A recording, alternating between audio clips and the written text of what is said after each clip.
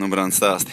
Nu tā, nositām, pazvanījām konsultantiem, teica, ka starp acīm jāsit, tas mums izdevās, pāri nenodarījām, zivs uzreiz atslēdzās. Nezinu, nu, cik tie kilogrami, to pateiks citi, bet, nu, pāri pusmetram, ne?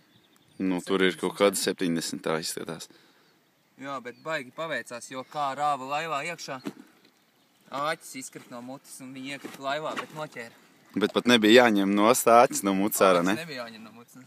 Mums tagad ir kāda doma, ka mēs vēl neērējam krastā, mēs uzmetam vēl uz to pašu vietu vēl. Bišķiņ, ne? Un rotiņš, tas bija rotiņš. Tas bija rotiņš, ar ko jau vienreiz bija bijusi Ungurā. Vienīgā mana zivs. Tātad mēs zinām, uz ko mums jāspiež tagad ir. Uz rotiņiem mēs te laidīsim. Vai!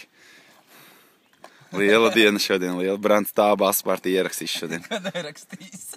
Svinēsi.